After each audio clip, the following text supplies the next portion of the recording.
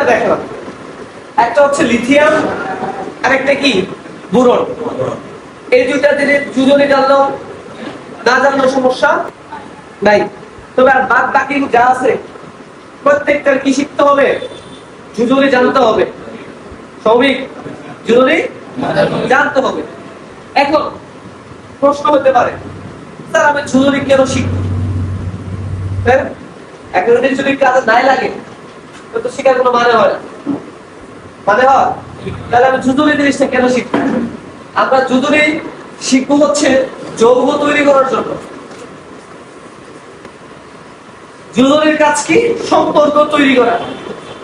সম্পর্ক তৈরি করা। যেমন সৌমিক পাঁচ দিয়ে বাড়ি গেছে, একটা মেয়ে পাঁচের মধ্যে বসে আছে নাকি? বসে আছে, চাইলে কিন্তু সৌমিক চেয়ার বসতে পারবে, এই বেঞ্চে বসতে পারবো না? চাইলে কিন্তু সৌমিক বসতে পারবে। সৌমিক বসছে দিয়ে আমি ফিরে দেবো এটা সৌমিকের গার্লফ্রেন্ড এমন নাকি? এগুলো প্রমাণ আছে? ভিত্তি আছে? যে কেউ বসতে পারে। ঠিক তেমন এই কেমিস্ট্রির ক্ষেত্রে তুমি যে কোনো একটা বসাই দিবা, সমস্যা নেই। তোমার মন চাইছে তুমি ফ্লোরিনের সাথে আর বসাবা, বসো, তোমার আর বসতে পারে না। বসাইলেই যে একটা যৌগ হবে এমনটা না। যৌগ হইতে হলে দুজনের আদান প্রদান করতে হবে। কিসের? দুজনের আদান প্রদান করতে হবে। যদি দুজনের আদান প্রদান না ঘটে তাহলে আমি তাকে কখনো যৌগ বলতে পারবো না। যেমন শ্রমিক পাশাপাশি বসছে বিধায় বলতে পারবো যে শ্রমিকের গার্লফ্রেন্ড এমনটা না। এখন যদি দেখি শ্রমিক হাত ধরে বসে আছে, গার্লফ্রেন্ড কিছু খাওয়া হয় নাকি? তাহলে সমস্যা আছে। তার মানে কি আছে? লেনদেন হইতে হবে নাকি? আচ্ছা, যেমন দেখো সোডিয়াম ক্লোরাইড, সোডিয়াম ক্লোরাইড। তাহলে সোডিয়ামের যুদ্ধটি কত? এক। ক্লোরাইডের যুদ্ধটি কত? এটাও এক। আমরা জানি সোডিয়ামের যুদ্ধটি এক, ক্লোরাইডের যুদ্ধটি কত? এক। তাহলে আমরা কি করছি? সোডিয়াম আর ক্লোরাইডের পাশাপাশি বসাই দিচ্ছি। কি করছি? পাশাপাশি বসাই। এখন যেহেতু সোডিয়ামের পাশাপাশি ক্লোরিনও বসাইছি, তাহলে সোডিয়ামের যুদ্ধটি কাকে দিবে? ক্লোরিনকে দিবে। ক্লোরিনের যুদ্ধটি কাকে দিবে? সোডিয়ামকে। সোডিয়ামকে দিবে। শিওর? শিওর। এখন সোডিয়ামের যুদ্ধটি এক, কাকে দিল? ক্লোরিন। ক্লোরিনের যুদ্ধটি কত হয়? হ্যাঁ, সোডিয়াম। কাকে দিল? সোডিয়ামকে। আরে এক দেয়াতে কথা না দেওয়া একই কথা। ক্লিয়ার? বুঝছি? তাহলে এটাকে আমি যৌগ বলতে পারি? বলতে পারি? বুঝো নাই? বুঝছো তো? জোরে বলো, বুঝো জোরে বলো। এরপর আসুন ম্যাগনেসিয়াম ক্লোরাইড। আমার মন চাইছে ম্যাগনেসিয়াম ক্লোরাইড বসাই দিছি। এখন দেখি যে এদের সম্পর্ক হয়েছে কি হয়ে যায়। সম্পর্ক আমরা কিভাবে বুঝবো?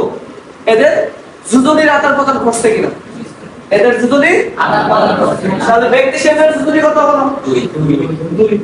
ক্লোরিনের যুজনি কত? 1। কত? 1। তাহলে ম্যাগনেসিয়ামের 2 কি ক্লোরিনে দেওয়া আছে? না। তাহলে এটা যৌগ হইছে? না। হইছে? না। বুঝছি? তাহলে এটা যৌগ করার জন্য কি করতে হবে? আদান প্রদান। তাহলে স্যার ক্লোরিনের এক দেওয়া যে কথাটা দাও না। লেখা তো ঠিক কথা না, লেখা অ্যাকচুয়ালি তো দিস। বুঝছি? সমস্যা? ভিডিও এরপরটা আরেকটা উদাহরণ দিই।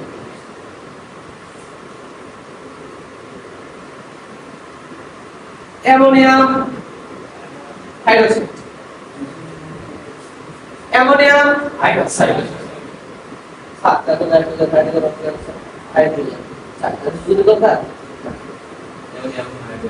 অ্যামোনিয়াম এটা একটা যৌগমূলক, মনে আছে? হাইড্রোক্সাইড এটা কি মূলক? যৌগমূলক। চার্ট নাম্বার 87 পৃষ্ঠার একটা চার্ট আছে যৌগমূলকের, এটা পড়তে বলছিলাম। ঠিক আছে? তাহলে অ্যামোনিয়ামের যুজনি কত? 1। হাইড্রোক্সাইডের যুজনি কত? 1। তার মানে অবশ্যই এটা একটা যৌগ হইছে। কি এর এক দিছে? এর এক দিছে। বুঝছো? তাহলে আমরা এখান থেকে জানলাম হাইড্রোক্সাইডের যুজনি কত? তাহলে যদি আমি হাইড্রোক্সাইডকে ম্যাগনেসিয়ামের সাথে বসায় দেই, এবার ম্যাগনেসিয়াম আর হাইড্রোক্সাইড, এটা কি যৌগ হইছে? না। কেন কেন যৌগটা হলো না বলো তো? কারণ যুজনের আদান প্রদান হয় না। কারণ ম্যাগনেসিয়ামের কত? 2 কত? তাহলে দুইটা কাকে দিতে হবে? হাইড্রোক্সাইড। তাহলে এটা ম্যাগনেসিয়াম হাইড্রোক্সাইড এই যে যৌগ হইছে। তার মানে পাশাপাশি বসলে তাকে আমি যৌগ বলতে পারবো না। সবাই বুঝেছে? পাশাপাশি বসলে যে যৌগ কোনটা? আমি আগে জানবো যে যুজনের আদান প্রদান করতে গেলে এর জন্য আমাদের যুজনী জানা খুবই